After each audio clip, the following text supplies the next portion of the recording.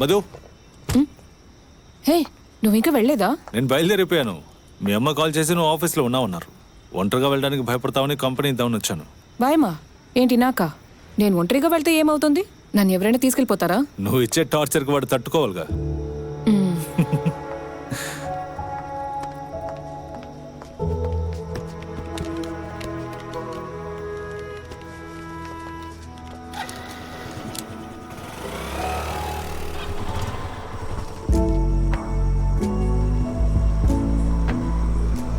మధు, నేను ఇక్కడి నుంచి రైట్ తీసుకుంటాను. మధు, ఏమైంది? పక్కనున్న నా ఫ్రెండ్ ఇంటికి వెళ్తున్నాను. రేపు కలుద్దాం. Good night. నాతో ఇంటి వరకు తోడొస్తానన్నా? నువ్వేగా నీకు తోడక్కర్లేదు, భయం లేదు, ఒంటరిగా ఒంటరిగా వెళ్తున్నావు. వెళ్ళాలంటే భయం లేదు. ఒక విషయం చెప్తాను, నువ్వు ఒక పనిని పూర్తిగా చేయలేకపోతే ఒప్పుకోకు. అందుకే నేను చెప్తూ ఉంటాను, నీ పని మాత్రం చూసుకోని. ఇప్పుడు ఏంటి, నీతో రమ్మంటావా? అవసరం లేదు, నేను వెళ్తాను. నాకు దారి తెలుసు. Okay, good night.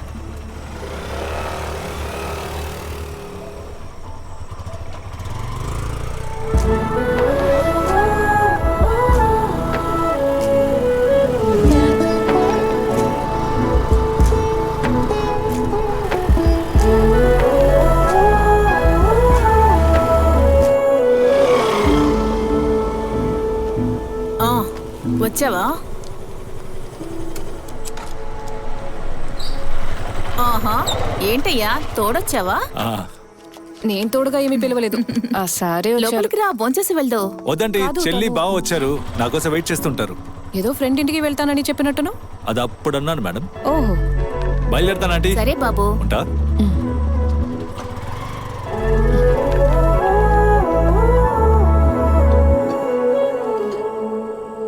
పోయినసారి పోటీ చేసినప్పుడు మన పార్టీ వాళ్లే జాకబ్ గారిని ఓడించింది. అందువల్ల ఇప్పుడు ఆయన ఎక్కడ పోటీ చేస్తున్నారో మీకు తెలుసా? ఎక్కడ? మన సొంత నియోజకవర్గంలో. ఈసారి ఖచ్చితంగా గెలుస్తారు. ఖర్చు ఎంత అవుతుందో తెలుసా? అయ్యి బావా, ఇందులో నా కాంట్రిబ్యూషన్ ఎంతో తెలుసా? కోట్లు పోసినట్టున్నారు. దీనివల్ల నీకేదైనా ఉపయోగం ఉంటుందా? ఉపయోగం లేకుండా ఎలా ఉంటుంది? నేను మాట్లాడుతుంటే నువ్వు వినకుండా తింటున్నావేంటి? మీరు చెప్పండి, నేను వింటున్నాను. రాజకీయ నాయకుల సపోర్ట్ లేకుండా ఈ ఊళ్ళో బార్ నడపడం సాధ్యం కాదు తెలుసా? జేకబ్ గారు గెలిస్తే మంత్రి అవుతారు. 5 ఏళ్ళు మనకి ఢోకా లేదు. అందుకే ఎలక్షన్స్ పూర్తయిన తర్వాత నా పేరు మీద ఉన్న బార్ లైసెన్స్ ని రెన్యూవల్ చేద్దాం అనుకుంటున్నాను. నా వంతు సమాజ సేవ. బావ లైఫ్ కూడా మారిపోద్ది. కొంచెమేమీ కాదు, మంచి బెనిఫిట్ ఉంటుంది. దాని గురించి కాదు, బీఫ్ గురించి. అయితే నాకు కూడా కొంచెం పెట్టండి. ఎలక్షన్ లో గెలిస్తే ఏం చేస్తారు? చేసినప్పుడు చూస్తారుగా. అంతేకాదు, బావను కూడా వేరే లెవెల్కి తీసుకువెళ్తాను. ఏంటి, మంత్రి అమ్మాయిని నాకు ఇచ్చి పెళ్లి చేస్తారా?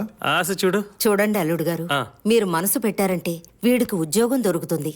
లేదంటే నల్లకోట వేసుకుని కాకిలాగా ఇంటికి కోర్టుకి తిరుగుతూనే ఉంటాడు. ఎవరు పిల్లను కూడా ఇవ్వరు. ఈ కుర్రాళ్ళకి ఎప్పుడు ఒకసారి దెబ్బ తింటేనే అనుభవం వస్తుంది. కొన్నాళ్ళు ఆగండి, ఏదోటి చేసేద్దాం. మంత్రి అమ్మాయి అంటే నాకు ఓకేనే. ఆశ ఎక్కువే. బావా, ఆఫీస్కి ప్లేస్ చూస్తాను. చూస్తున్నాను, ఇంకేం సెట్ కాలేదు. ఇలా చూడు, కోర్టు పక్కనే మా చిన్నాన్నీళ్ళు ఖాళీగానే ఉంది కదా. ₹1 కూడా ఇవ్వక్కర్లేదు, నేను చెప్తే వింటాను. అదేం అక్కర్లేదు బావా. ప్రెస్టీజా? లాస్ట్ ముద్ద. ఇది తినే తీరాలి. ఇదిగోండి.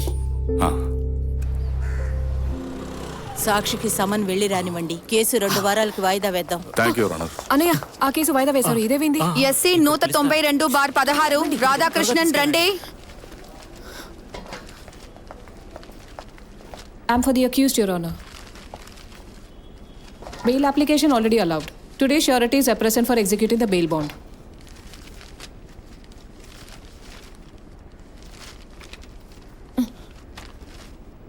ఇందులో ప్రాపర్టీ ట్యాక్స్ రసీదు ఎందుకు పెట్టలేదు? బెయిల్ బాండ్ ఎగ్జిక్యూట్ చేసే రెగ్యులేషన్స్ ఏమిటో మీకు తెలియవా? యువర్ ఆనర్, అందులో అన్నీ ఉన్నాయి. ఏది చూపించండి. అందులోనే నేను అన్ని పెట్టాను. అలాంటి కారణాలేవి నాకు చెప్పొద్దు. Council should be responsible. Documents are not sufficient. Bail cancel. Your honour, next కేసుని పిలవండి. ఎస్సీ 257/18 రా.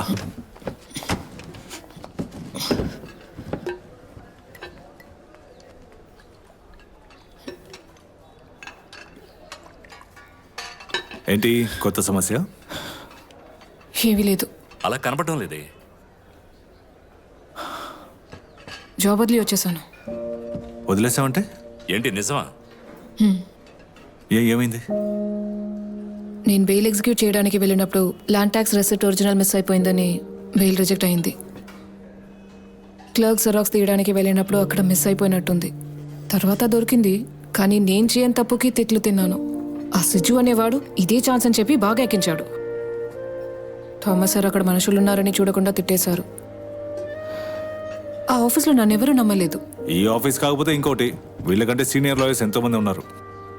ఇక నేను ఎవరి దగ్గర జూనియర్గా వర్క్ చేయలేను. ఇండిపెండెంట్గా ప్రాక్టీస్ చేస్తాను. మంచి నిర్ణయం. చూసావా, నిర్ణయం తీసుకుంటే ఇలా ఉండాలి. మీరు ఒక ఆఫీస్ స్పేస్ ఖాళీగా ఉందని చెప్పారు కదా, అవును. అది వాడుకోవచ్చా? అడగాల, నేను రెడీ చేసి ఇస్తాను. అయ్యో అదొద్దు, ఆ స్పేస్ నేను తీసుకోవాలనుకుంటున్నాను. రే, ఏమంటున్నావురా?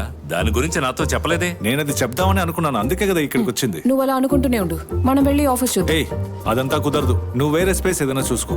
అక్కడ ఆఫీస్ పెట్టాలనేది నా డ్రీమ్. ఇన్ని రోజులు డిసైడ్ చేయలేకపోయావు. నేను అడిగినప్పుడే నీకు కావాల్సి వచ్చిందా? నేను డిసైడ్ చేయలేదని నీతో ఎవరు చెప్పారు? నేను ఎప్పుడో డిసైడ్ అయిపోయాను, అది నాకు కావాలి. ఎందుకు గొడవ ప్రతిదానికి పడకుండా అడ్డుపడతావు? ఇద్దరు అదే ఆఫీస్ ని యూజ్ చేసుకోండి, బాగుంటుందిగా. అక్కడ ఇద్దరు హ్యాపీగా ప్రాక్టీస్ చేసుకోవచ్చు. అద్దె షేర్ చేసుకోండి.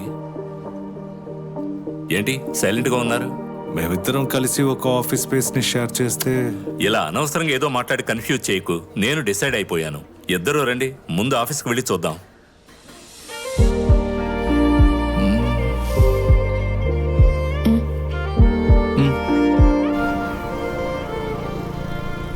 ఇదే కదా? ఇదే సార్ మిమ్మల్ని రమ్మన్నారు, లోపలికి రండి. సార్ నాతో ఫ్రెండ్ వచ్చాడు, అతను లేదు రావచ్చు. లేదు, ఒకరికి మాత్రమే అనుమతి. సరే సార్. ఇక్కడ లిఫ్ట్ లేకపోవడం మంచి విషయమే. మెట్లు ఎక్కడం కూడా ఓ ఎక్సర్సైజే. ఓరి నాయనో, చోటు విశాలంగానే ఉంది. ఒకరికి ఆఫీస్ ఇటువైపు, ఇంకొకరికి అటువైపు. Super idea. మరైతే ఫైనల్ చేద్దామా? కానీ ఇప్పుడు నా కానీ గీనీలేమొద్దు. దీనికి నేను అడ్వాన్స్ ఇవ్వాలి కదా. ఆ విషయానికి నేను ఉన్నాను కదా. సంపాదించాక తిరిగిస్తే చాలు. ఓనర్తో మాట్లాడతాను. చెప్పనే లేదు. కొత్తది కాదు, సెకండ్ హ్యాండ్. చూస్తుంటే తెలుస్తుంది. ఒక కేసు దొరికిన తర్వాత కొనుక్కోవచ్చు కదా. కారు ఉన్న వకీల్కి ఫీజు ఎక్కువగా ఇస్తారు. దా కూర్చో.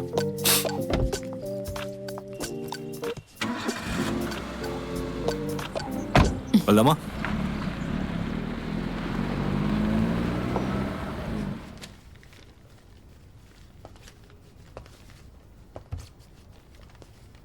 మధు, ఈరోజు కోర్టులో పని అయిన వెంటనే నేను బయలుదేరిపోతాను.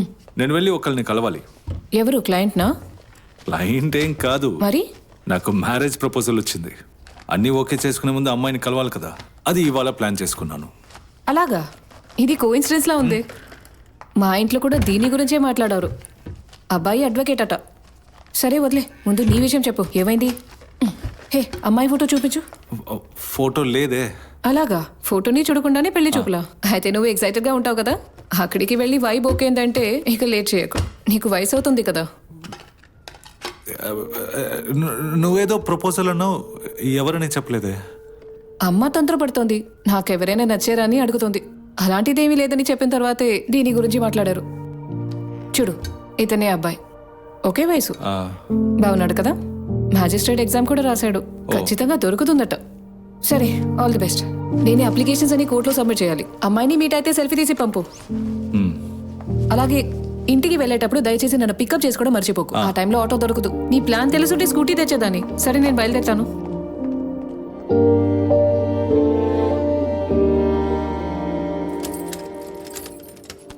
ఏమైంది? సెల్ఫీ తీసేవా? సెల్ఫీ తీయడం కుదరలేదు. నేను తీయమని చెప్పానుగా. పర్వాలేదు, తనని ఎంగేజ్మెంట్లోనే నేను మీట్ అవుతాను. తర్వాత ఒకటి మర్చిపోయా, ఇంతకీ అమ్మాయికి నువ్వు నచ్చావా? నేను ఎలా నచ్చకుండా ఉంటాను? అసలు నీకు కూడా ఒక అమ్మాయి సెట్ అవుతుందని నేను అస్సలు అనుకోలేదు. కానీ నువ్వు పెళ్లి చేసుకుంటేనే కొంచెమైనా మెచ్యూరిటీ వస్తుంది. ఇప్పుడు నా మెచ్యూరిటీకి ఏంటి తక్కువ? కొంచెం మెచ్యూరిటీ ఉంది, కానీ ఏంటో చెప్పు. ఏమీ లేదులే, వదిలే. మధు, నా దగ్గర ఏదైనా చెప్పాలంటే మొహం మీద చెప్పు, ఇలా మాట్లాడుకు. నీకేం చెప్పినా అర్థం కాదు. నాకు అర్థం కాదని నువ్వెలా చెప్పగలవు? అలా అరవకురా. నేనేం అరవట్లేదు, మామూలుగానే అన్నాను. ఏ అబ్బి, అలా టెన్షన్ అవ్వకు. నేను ఊరికే అన్నాను. దేని గురించి జోక్ చేసావు? నాకు పెళ్లి చూపులని ఊరికే నీతో జోక్ చేశాను.